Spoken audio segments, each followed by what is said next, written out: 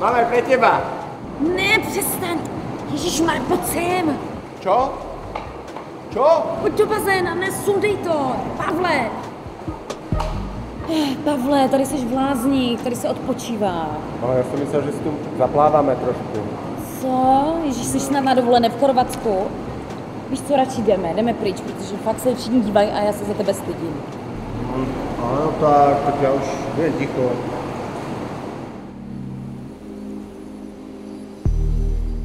Jurkovičův dům patří mezi nejvýznamnější stavby tohoto lázeňského města. Byl postaven v duchu lidové secese, pro kterou jsou typické dřevěné prvky, bohatá barevnost a ornamentální výzdoba inspirovaná lidovou architekturou. Eli, jako, čo ti je? Nic mi není. Fajn. Krásne to tu je, že? Ornamenty, detaily všade. Jako, ak by sa tu dala prenajať dlhodobo taká izba, tak sa tu aj presťahujem. To by bylo super. Dal bys ostudu celou dobu jako dole. Ale jakú ostudu, trošku sme si zaplávali, že? No. Po tak výdatnom programe, ktorý sme mali doteraz, sme sa rozhodli oddychnúť si a načerpať sily v luhačovických kúpeloch. Sú významné liečebnými účinkami dýchacích ciest? Kolonáda mě velmi okouzlila. A nejen mě. Je totiž plná lázeňských hostů.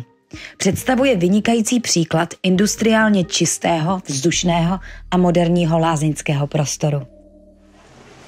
Eli, pôvodná studňa Vincentky, 1938. Názov Vincentka pochádza od opáta Vincenta z Rajhradského kláštora, ktorý v 18. storočí podporil jej rozvoj a pomenovanie. Prvé zmienky sa ale objavili už v 17. storočí. Vincentka sa využíva vnútorne aj zvonka. V pitných kúrach, inhaláciách, sprejoch či kúpeloch. Eli, tak na zdravie. Ahoj. Minerální. Pozri na tú fontánu, že tak krásne tancujú tie prúdy, že keby do toho sa pustí Janáček.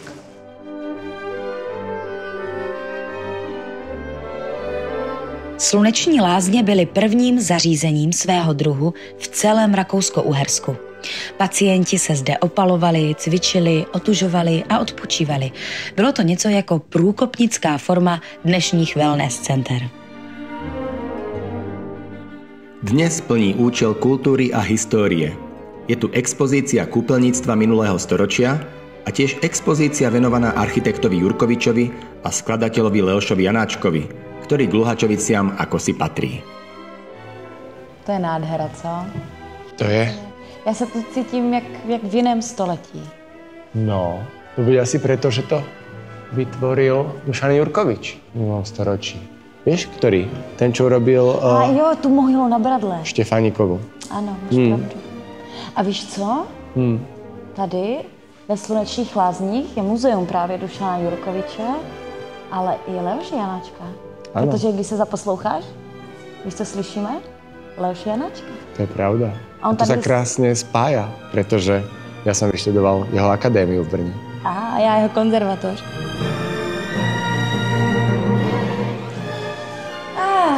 Ale počas si vyšlo, co? No tak nie sú to úplne sluneční lázne, ale je tu pekne. Víš co? Mě trošku už vyhládlo z toho všeho. Začínám Fakt? hlad. Takže by sme niekam skočili? No, napadá ti něco? Ja mám nápad. Je to síce trošku od ruky, ale že by sme zašli na Mijavské kopanice a tam sú také veľmi dobré slovenské špeciality. Čo povieš? Dobře, tak jo. Hej? Ideme? Jdeme. Tak, pojď. Sluneční lázně jsou dnes považovány za nejfotogeničtější místo Luhačovic. Kopaničiarsky spôsob života, ktorý po stáročia formoval ľudí, krajinu aj ich hodnoty, začal niekedy v 16. storočí, keď sa ľudia sťahovali z dedín s cieľom získať vlastnú pôdu, teda odkopať si kus lesa. Dobrý deň. Dobrý den, vítajte. Zdravím. Dobrý den. Tak mohli by sme si u vás dať niečo pod zub? Ale samozrejme, že by ste mohli. Akurát sa k večeri chystáme. Len treba, mladý pán, drevo nakálať do pece, aby sme mohli prikúriť. A pani, že by nám pomohla s cestom a šulance vyšúlať. Dobre? Tak poďme do toho. V Túre Louce, městské části Mijavy, se nachází živá expozice selského domu z 18. století. Najdete tam tedy hospodáře, hospodyni Tak kúkaj. a všechno, co k tomu patří. Tak, jako tomu bylo před 150 lety. Tak počkaj.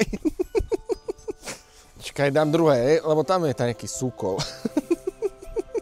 Pálo zastal zdatnou mužskou práci v domě a já jsem si vyzkoušela, jaké to bylo postarat se o hladové krky tradiční selskou kuchyní na Kopanicích. Cesto máme zarobené, len zemáky, múka, vajíčko. No a teraz si vyšúľame teda taký šúlec z toho cesta. No dievčence, ako vám to ide? Krásne ich máte. Jo. Už len do vody ich dáta zavariť.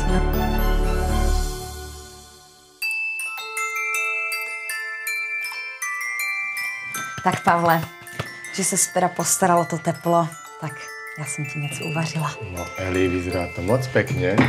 Jo. Pravé makové šúlance. Je to tak? Tak prosím. Tak dobrou chuť. Dobrú chuť, Eli, a ďakujem pekne. Aha.